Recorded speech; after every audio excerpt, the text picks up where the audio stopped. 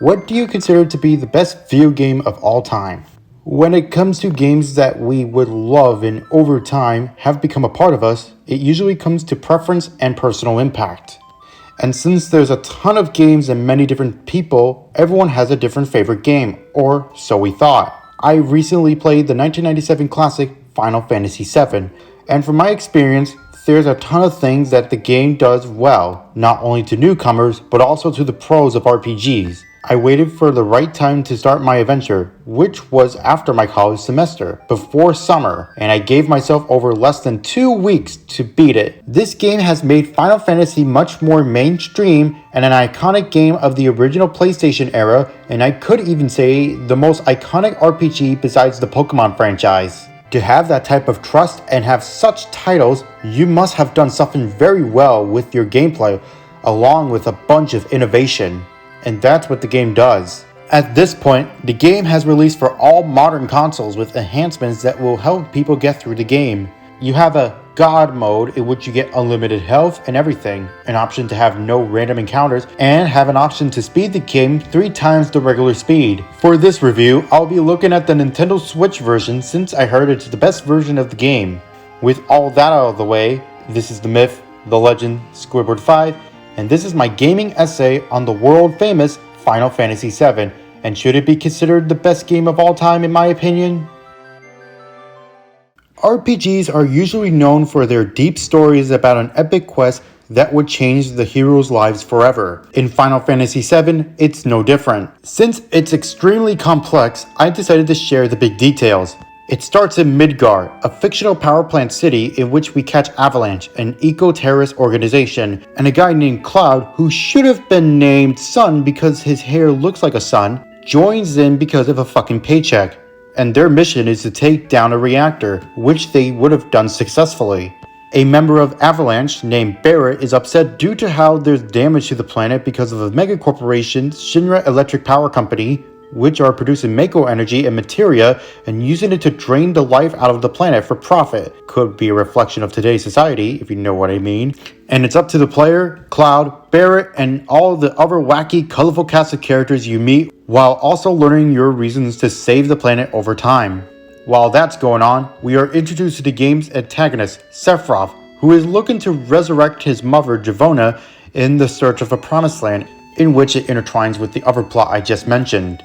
Of course, there's much more plot than what I have mentioned, but I explained the main goals of what needs to happen before it's too late. How they managed to make this plot work is the use of character development and the growth that comes with it. There's a ton of examples here, so let's talk about them. You have Yuffie and Vincent, who don't really go through very big developments as they're mostly optional party members you can have in your party, but they do go on somewhat small development and explain why they're joining your journey. Barrett and Red 13 are 2 characters that you would need for your adventure, and the game gives them their own backstory and moments where the characters shine in their development. Aerith is more or less the flower girl who is cute and another character that goes through a lot since she's one of the last of her kind, and her powers are useful to help save the planet until the iconic scene, which I'll explain in a moment. You also have Sid, who always wanted to pilot a rocket, but because of Shinra, he couldn't until later on, which he does successfully. Tifa in this game is a strong character because of her relationship with Cloud. A great example of this would be with the backstories.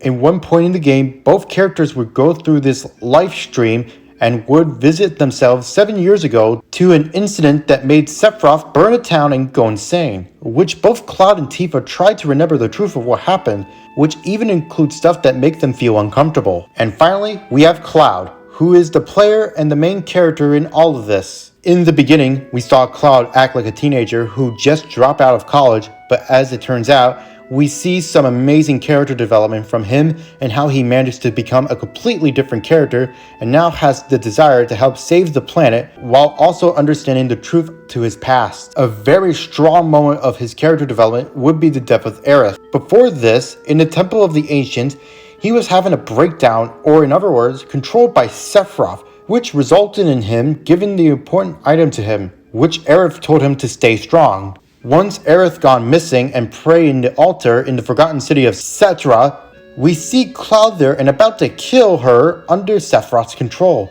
When I was in the scene, I just mashed buttons to see what happened, since I didn't know what was going to happen. But once he has his sword up and ready to kill Erev, then that was the moment that the scene turned into a jaw-dropping scene that would be a major climax of the game. And I could say that this part is a prime example as to why the story is innovative, and the scene and everything around it is so well put together that it not only helped to develop Cloud, but it also helped him build the stakes of our adventure. And by the way, this game was released in 1997, so for this type of storytelling in a video game, this is beyond well put together. The world building here is also nice to see as well, with the lands feeling very different from one another, along with their importance with some characters, and how the lands make sense in what the story wants to tell. What the story has done is remarkable for a game, especially in the late 1990s. The innovation in the character development helped construct a plot that would stand the test of time and show the power of storytelling to construct a game worth paying attention to. We can't talk about Final Fantasy VII without talking about the overall well thought out gameplay. From the gameplay I've shown, it's a standard RPG in which the characters level up and choose what you want the characters to do. But what makes this game stand out is the small attempts of making the formula that is unique but not too complicated for newcomers. Normally in RPGs, you have a turn-based mechanic in which you take turns, then the enemies take a turn. In this game, it's time-based, in which you have to wait a certain amount of time before you can attack again. At first, it's kinda slow since I only had Cloud, but since I can have more than one party member over time, it makes it much better. Not to mention, I had the ability to speed the game 3 times the normal speed for most of the battles, which helps speed up the time. For other things besides your standard attacks, magic, and health, you have limits, which are the high-powered attacks, which are pretty fun and nice to look at, especially Cloud's level 3 meteor one. And that's another thing. In the menus, you can equip higher level ones for each of your party members to help give them more powerful attacks. And they could be up to levels 3 to 4, but I mostly got up to level 3 for most of them. Also in the menus, you can equip materia, which are these crystal balls that can improve your character. For example, green are for magic, purple are for health upgrades, and the red ones are for summons, which are these beasts that can do a bunch of damage while also looking pretty cool. And with that, you also have the other standard stuff in RPGs such as higher power swords and overtime leveling up, grinding, and standard potions to give your characters their health back. As for the worlds you battle in, it would be one or two things.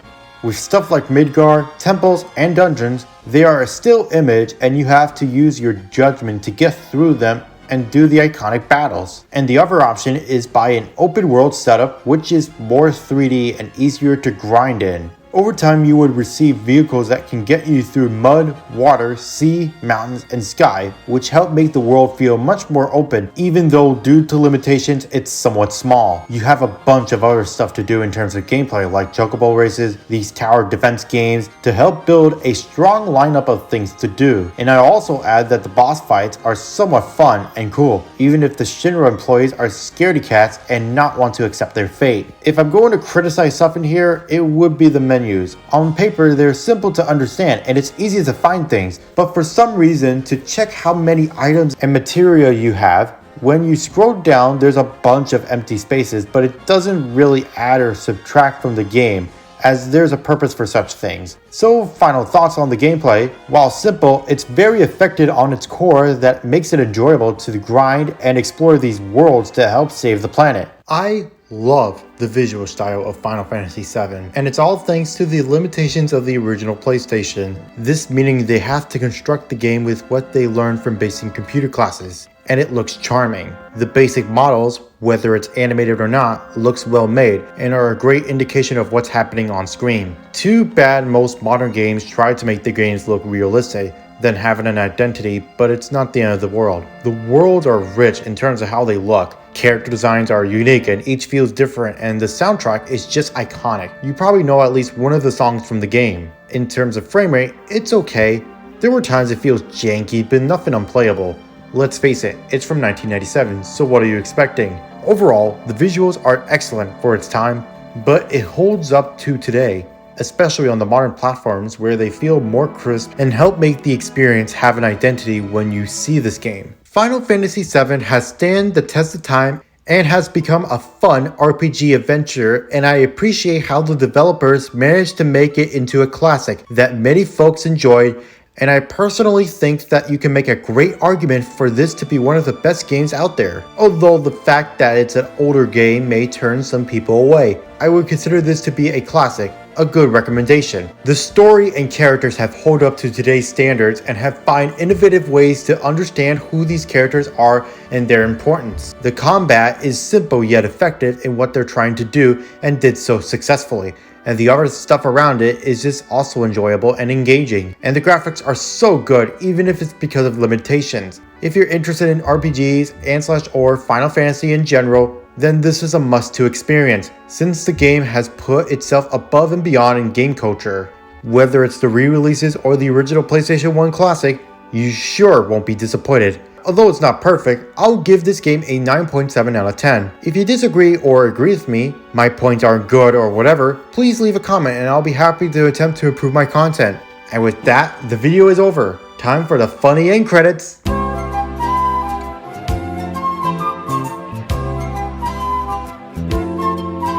It's a wonderful day to go out and play.